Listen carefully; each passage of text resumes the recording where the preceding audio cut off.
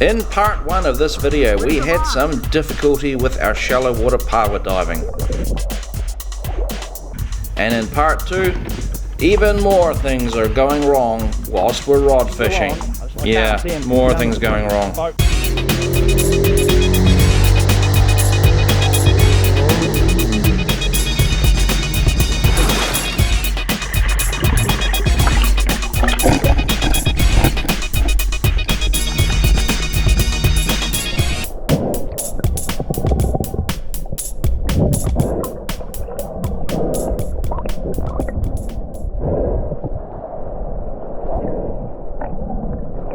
Welcome again to the ocean. It is great to see you here.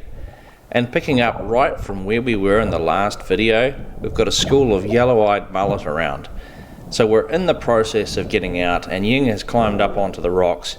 She's really had enough. She doesn't want to swim back to the boat. She's had enough, needs to have a rest. So I'm having a look at these yellow-eyed mullet.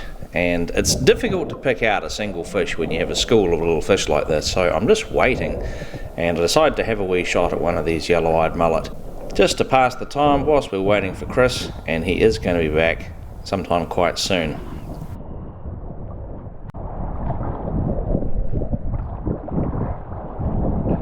Chris is going to get the boat. He's going to bring it back for both of us. I haven't been down to this location very many times yet, but every time I come down it always feels like there's never enough time.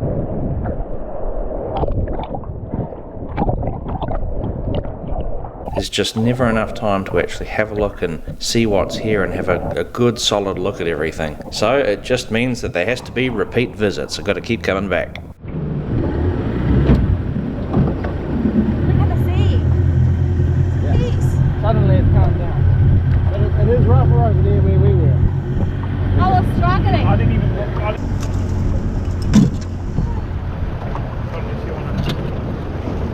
Just get us out of here slowly. Not on a plane, just slowly cruise one. And look, no, I'm not going to go past me. And I'll just start tidying things up whilst we're cruising out of here. Yeah, there's a whole lot of big powers in there amongst that kelp. The problem is that we're getting thrashed around by the ocean. It's just a bit rough. I was struggling to stay in the same spot. Yeah, me too. Good powers, but yeah, just swells, just terrible in there. I saw some big ones. Yeah, there's quite a lot of big ones. I just stay there. I got a wrasse and I got 10 powers. I saw a lot of fish. Yeah, there are quite a few of them here. Nice field, mate. I got one wrasse. I saw a butterfish and I missed it.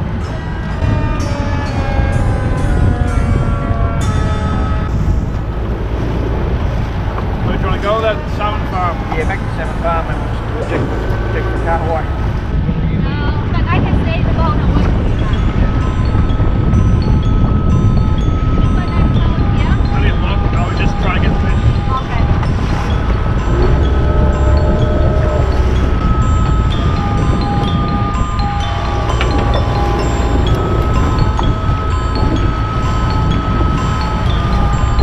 You okay?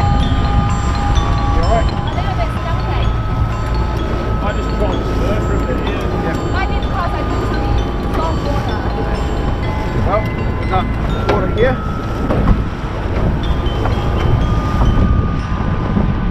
Some fresh water.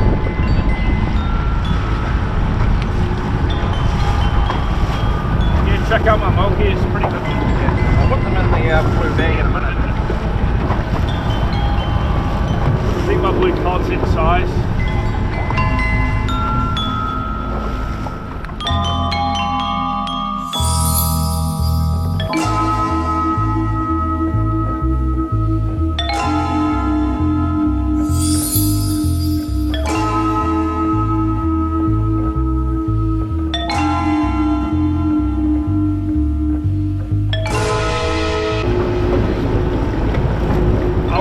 Diving just to try and get a few more fish, Jamie.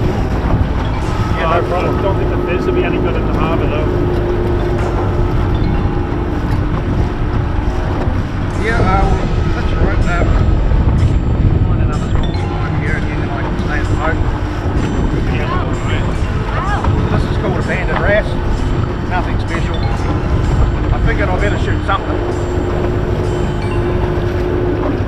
the rats were hanging around, and there was a monkey, but it was yeah, too small.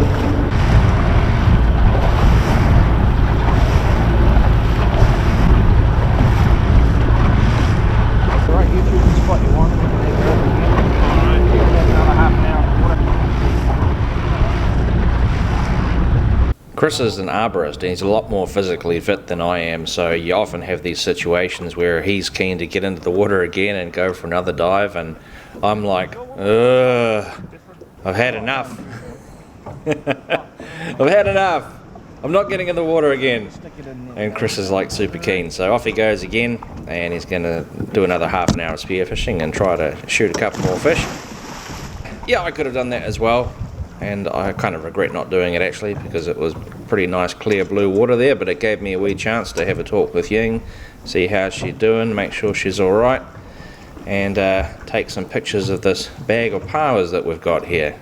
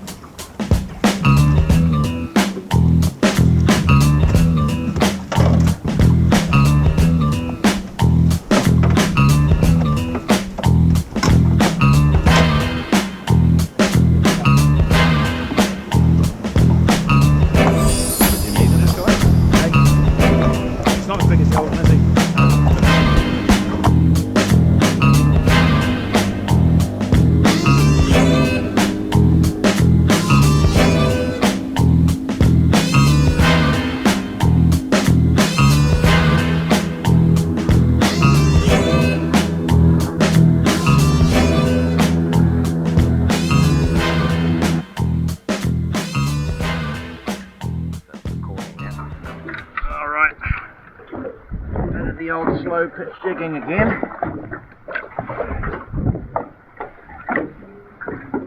See if we can entice in another kahawai. Kahawai. Now, depending on whether or not they're here, sometimes this will take half an hour to bring them in, sometimes it'll take about 20 seconds. Why are you doing this? Oh, you are trying to fake a small fish? Yes.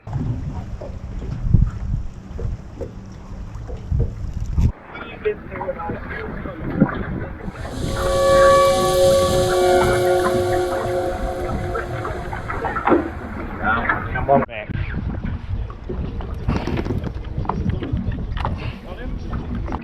Still on. I can't see him because he's under the bloody boat somewhere. Uh-oh.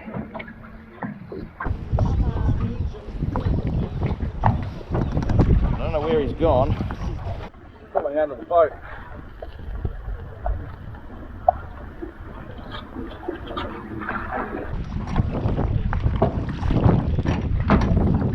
Oh, he's probably gone around that rope or something, because it's well and truly snagged on something.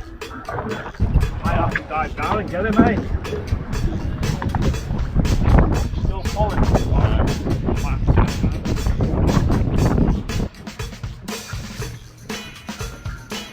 Down that rope. Oh, I don't know what's going on.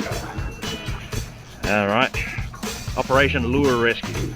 Lure Rescue and Fish Retrieval. We shall see.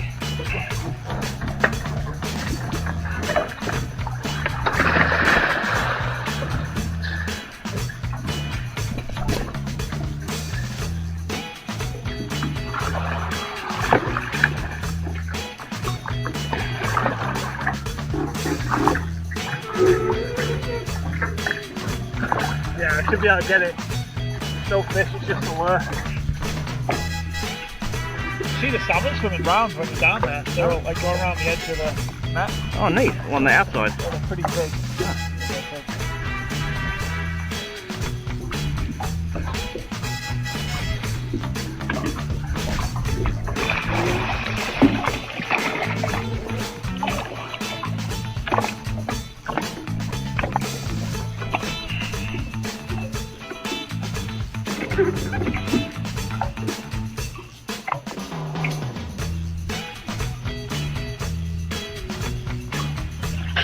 Reel that in slightly, not hard, just slightly. Just just go slow, just take those back. It's off it, but it's not totally untangled. Oh yeah, you got it. Alright, very good Have work. we lost the hook? We have lost a hook. Yeah, that had 3 hooks on it. That's alright. The funny thing is that when I was jigging that, it was on the other side of the boat. It was actually away from the net, but the fish just took it down there.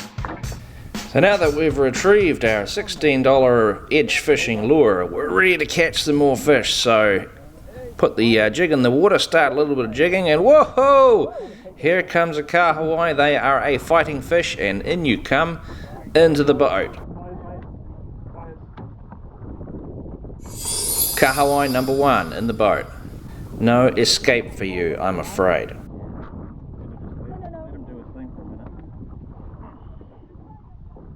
But the joy is short-lived because something is about to go wrong. It's about to go wrong. The hook is stuck in Chris's wetsuit. Pulling up that fish, the fish was thrashing around so bad the hook got stuck in the wetsuit, made a hole in his wetsuit. We had to very carefully get it out. So now it's Ying's turn. She's got a fish on, and Ying doesn't have very much experience with rods, so we were giving her a little bit of coaching, and okay, you know, don't let him pull away and don't let him take line. And when he gives up a little bit, when he has a wee rest, start pulling him in and reeling him in. So, you know, if he stopped pulling, then start reeling him in. Oh, there's more of them down there. And in comes kahawai number 2. Kahawai number 2 is in the boat now. And at the end of the day, Ying got to take home that kahawai. She was pretty happy with having that big fish.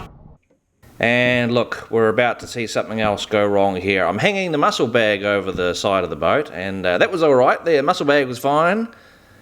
I have tethered the mussel bag, and I think that I am tethering the power bag, because the powers are drying out. I want to hang them over the side for a couple of minutes, let them absorb some more water, and I think I've tethered the power bag. I think I have, but look closely.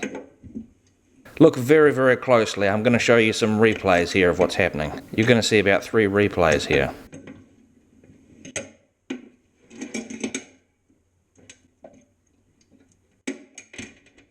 Oh, no, look at that.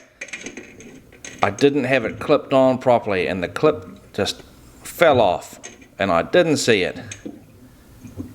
And I dropped those powers down, and it goes down under 15 meters of water. I was wrong. Bye-bye, powers.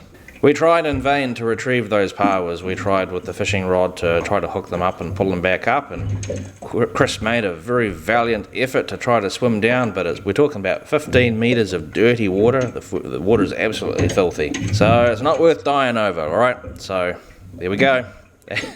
10 powers lost overboard. So it's time to call it a day. We're going to head back in and have a look at the cruise ship that's parked up in the harbour.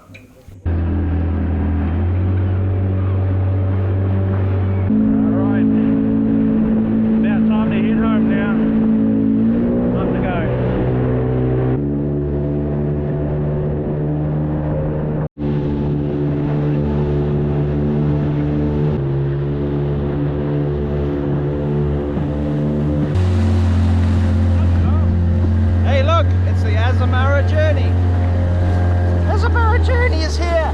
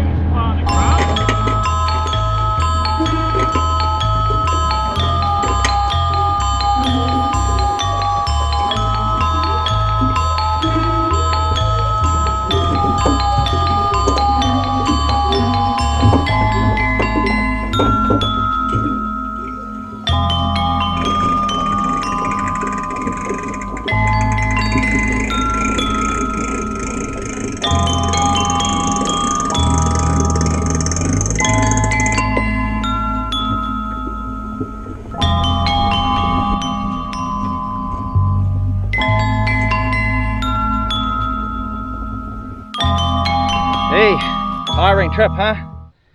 Yeah. It was okay. Hey, Guanchi.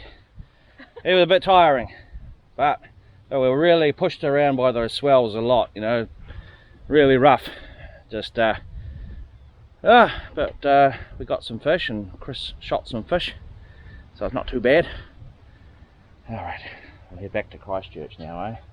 I am shattered, and I got the drive home now. That's one of the things you don't realise when you watch a Kiwi Kaimoana video, but like, I got to drive an hour and 20 minutes to get out here to Akaroa, to here where we are, Wainui, and then it's another hour and a half drive at the end, and that's after all the diving and the fishing, and it's an all-day adventure. It takes the whole day and you're absolutely shattered, and then at the end the work continues because I got to flush the outboard motor, clean the boat, fill up the fish, clean all my gear. It just goes on and on and on. Sometimes it spills over into the next day. It's a massive undertaking. Yeah. It ain't like doing a shore dive for 2 hours where you're in and out the water and it's easy peasy. No, it's not easy peasy. But someone will be happy. Yeah. Coco. You know, the thing about diving and fishing, it's not all success stories, and yeah, that's the thing. Look, I used to be a commercial fisherman many years ago. It's the same thing. Sometimes things don't go right, sometimes the fish aren't even there, and sometimes you lose the catch overboard. So unfortunately that was a bit of a bummer on this trip. Anyway, have a look at these two videos on your screen now. These are some pretty cool videos. I strongly recommend the one on the left, but they're both pretty good videos. You should have a look at either one of those two videos. Thanks for coming along and checking out this episode of Kiwi Kaimoana.